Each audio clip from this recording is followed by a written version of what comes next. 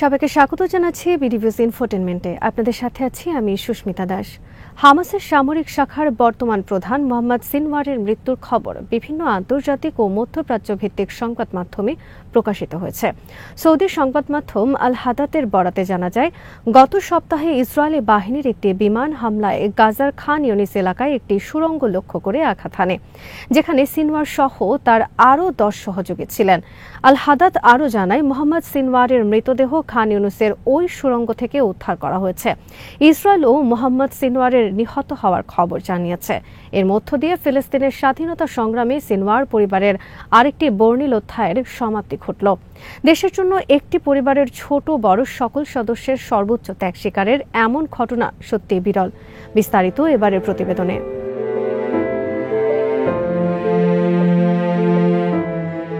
আল হাদাতের প্রচলিত তথ্য অনুযায়ী হামাসের সামরিক শাখার রাফা ব্রিগেডের কমান্ডার মোহাম্মদ শাবানা ওই আঘাতে নিহত হয়েছেন বলে প্রমাণ পাওয়া গেছে।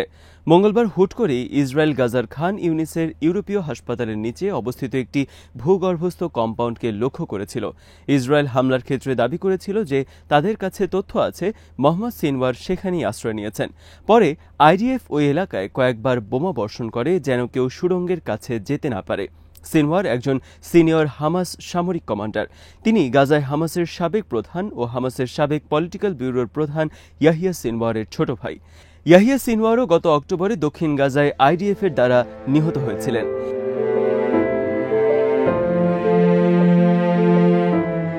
এর আগে গত জুলাইয়ে হামাসের শীর্ষ সামরিক কমান্ডার মোহাম্মদ দেইফ নিহত হওয়ার পর মোহাম্মদ সিনওয়ার এই হামাসের সামরিক শাখা আল কাসসামের দায়িত্বভার গ্রহণ করেন। এর মাস দুয়েক পরে ইয়াহিয়া সিনওয়ারও শহীদ হলে মোহাম্মদ সিনওয়ার গাজা উপত্যকায় হামাসের ডি ফ্যাক্টো নেতায় পরিণত হন। তখন থেকেই ইসরায়েল মোহাম্মদ সিনওয়ারকে তন্ন তন্ন করে খুঁজে বেড়াচ্ছে এবং তাকে হত্যার চেষ্টা করছে। কারণ ইসরায়েল দাবি করে থাকে যে মোহাম্মদ সিনওয়ার বন্দি মুক্তির জন্য হামাসের সঙ্গে আলোচনা নিয়ে দৃঢ় প্রতিজ্ঞ এবং তার কারণেই ইসরায়েলের লক্ষ্য বারবারই বিঘ্নিত হচ্ছে। মোহাম্মদ সিনওয়ার ছিলেন বড় ভাই ইয়াহিয়া সিনওয়ারের মতোই ফিলিস্তিনের স্বাধীনতা সংগ্রামের একজন অকুতোভয় সৈনিক। তিনি বিগত কয়েক দশক ধরে হামাসের সঙ্গে সক্রিয়ভাবে সম্পৃক্ত ছিলেন।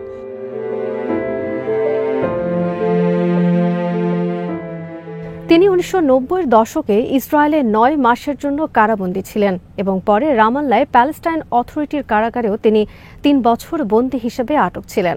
সেখান থেকেই তিনি 2000 সালে পালিয়ে যান। 2006 সালে হামাসের যে ইউনিটটি আইডিএফ সৈন্য গিলাদ শালিদকে অপহরণ করেছিল, মোহাম্মদ সিনওয়ার তার সদস্য ছিলেন বলে ধারণা করা হয়। এর আগে তিনি হামাসের খান ইউনিস ব্রিগেডেরও কমান্ডার ছিলেন।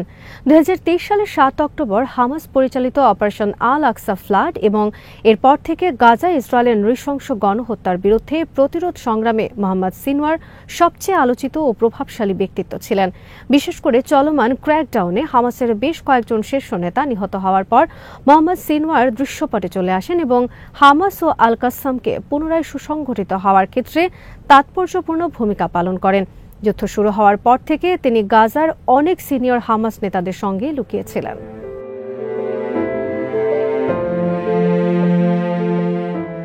এর আগে ইসরায়েল গত মঙ্গলবার সন্ধ্যায় দক্ষিণ গাজার একটি হাসপাতালে হামাস নেতা মোহাম্মদ সিনওয়ারকে লক্ষ্য করে হামলা চালায়। গত অক্টোবর মাসে ইসরায়েলি সেনারা সিনওয়ারের বড় ভাই ইয়াহিয়া সিনওয়ারকে হত্যার পর তিনি ওই সশস্ত্র গোষ্ঠীর কার্যত নেতা হয়ে উঠেছিলেন। প্যালেস্টাইনের স্বাস্থ্য মন্ত্রণালয় জানিয়েছে, মঙ্গলবারের ওই হামলায় 28 জন প্যালেস্টাইন নিহত হন এবং 50 জনেরও বেশি আহত হয়েছে, যা সামরিক এবং বেসামরিক হতাহতের মধ্যে পার্থক্য করে না। ইসরায়েলি প্রতিরক্ষা বাহিনী আইডিএফ জানিয়েছে, তারা খান ইউনিসের ইউরোপীয় হাসপাতালের নিচে অবস্থিত ভূগর্ভস্থ কমান্ড অ্যান্ড কন্ট্রোল সেন্টারে হামাস সন্ত্রাসীদের লক্ষ্য করে হামলা চালিয়েছে। তবে তারা নির্দিষ্ট করে বলেনি ঠিক কি বা কাকে লক্ষ্য করা হয়েছিল। পরবর্তীতে ইসরায়েলের প্রতিরক্ষা মন্ত্রী ইসরায়েল কাটস জানিয়েছেন, সব তথ্য প্রমাণ ইঙ্গিত দেয় যে মোহাম্মদ সিনওয়ার নিহত হয়েছেন, যদিও আনুষ্ঠানিকভাবে বিষয়টি নিশ্চিত করা হয়নি।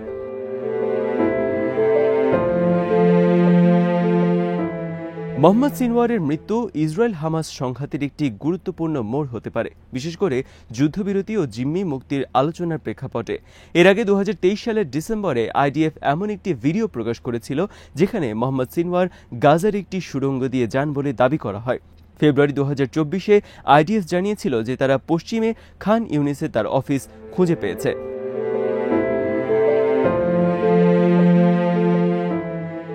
ফিলিস্তিনের মুক্তিকামী মানুষ সহ গোটা বিশ্বের শান্তিকামী ও মুসলিম মানুষদের কাছে মোহাম্মদ সিনওয়ার অবশ্য অন্য একটি কারণে বিশেষভাবে আলোচিত ও স্মরণীয় হয়ে থাকবেন। কয়েক মাস আগে জানা যায়, ইসরায়েলের বিরুদ্ধে চলমান সশস্ত্র লড়াই বন্ধে হামাসকে $200 কোটি প্রস্তাব দেওয়া হলেও তা ফিরিয়ে দিয়েছে সংগঠনটির শীর্ষ নেতারা। ফিলিস্তিনের স্বাধীনতা ও মাতৃভূমির প্রশ্নে কোনো আপোষে রাজি নন তারা, এমনটাই তখন জানিয়েছিল ইসরায়েলের গণমাধ্যম ওয়াইনেট নিউজ। প্রতিবেদনে আরও বলা হয়, যুক্তরাষ্ট্রের তরফ থেকে হামাসকে এই প্রস্তাব দেওয়া হয়েছিল। বলা হয়, যদি তারা গাজায় চলমান লড়াই বন্ধ করে এবং সব ধরনের অস্ত্র সমর্পণ করে, তবে বিনিময়ে তারা পাবে বিপুল পরিমাণ অর্থ, নিরাপদ আশ্রয়, বিলাসবহুল জীবনযাত্রা এবং বিদেশে পরিবারসহ বসবাসের সুযোগ।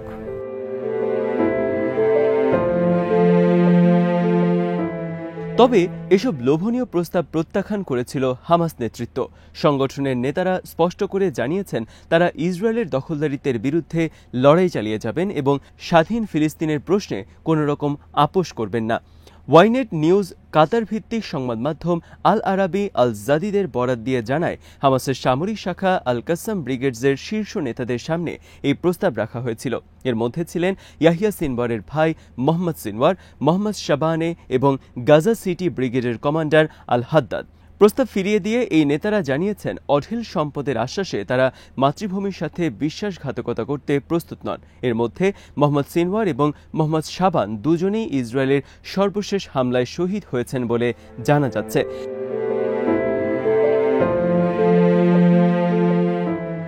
হামাসের সাবেক প্রধান ইয়াহিয়া সিনওয়ার, ইসমাইল হানিয়া এবং মোহাম্মদ দেইফের মতো নেতারা অতীতেও সীমিত সামর্থ্য নিয়ে ইসরায়েলের বিপরীতে লড়াই করে প্রাণ দিয়ে গেছেন। হামাসের বর্তমান নেতৃত্বের এই সিদ্ধান্ত যেন সেই ঐতিহ্যেরই ধারাবাহিকতা, মাতৃভূমি অথবা মৃত্যু, এই আদর্শেই অনড় হামাস।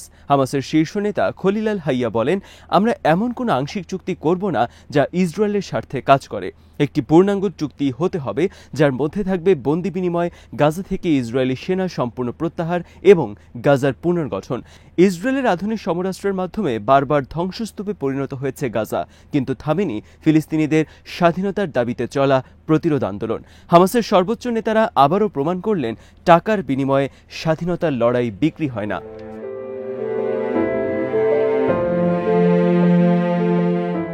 এই মুহূর্তে মোহাম্মদ সিনওয়ারের মৃত্যু গাজার সংকটকে আরও ঘনীভূত করবে।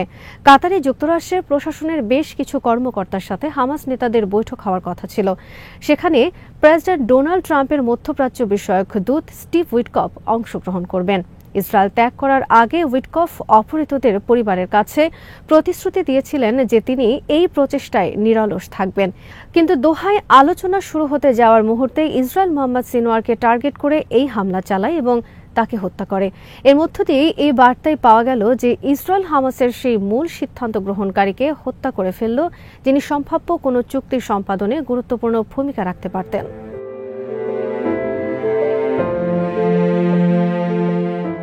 ইসরায়েলে নিযুক্ত সাবেক মার্কিন রাষ্ট্রদূত ড্যান শেপিরো বলেন, সিনওয়ার সম্ভবত আলোচনার পথে একটি বাধা। তিনি সিএনএনকে বলেছেন, আমেরিকা সম্ভবত মোহাম্মদ সিনওয়ার মারা যাওয়ায় খুশি হবেন, কেননা তিনি মারা না গেলে চলমান যুদ্ধ শেষ হওয়ার সম্ভাবনা কম।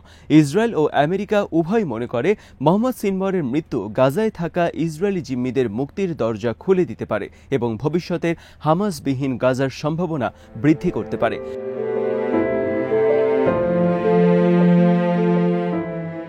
অতীত অভিজ্ঞতা থেকে বলা যায়, ইসরায়েল কোনো হামাস নেতাকে হত্যা করলেও খুব চটজলদি তা নিশ্চিত করতে পারে না। দিন কয়েক সময় লাগে, আর হামাস এই ধরনের তথ্য স্বীকার করতে আরও বেশি সময় নেয়। উদাহরণ হিসেবে বলা যায়, গত বছরের জুলাইয়ের মাঝামাঝি ইসরায়েল বলেছিল যে তারা দক্ষিণ গাজার একটি নির্ধারিত মানবিক অঞ্চলে মোহাম্মদ দেইফকে লক্ষ্য করে হামলা চালিয়েছিল, কিন্তু আইডিএফ তার মৃত্যুর কথা ঘোষণা করতে অগাস্ট মাস পর্যন্ত অপেক্ষা করেছিল। অর্থাৎ মূল হত্যাকাণ্ড সংঘটিত হওয়ার পরও 2 সপ্তাহ পরে তারা এমনটা জানিয়েছিল।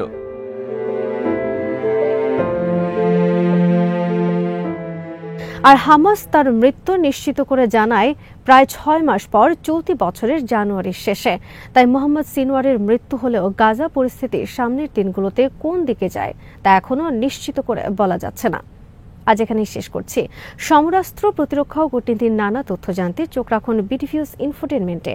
চ্যানেলটি ভালো লাগলে সাবস্ক্রাইব করুন, সংযুক্ত থাকুন আমাদের ফেসবুক পেজে।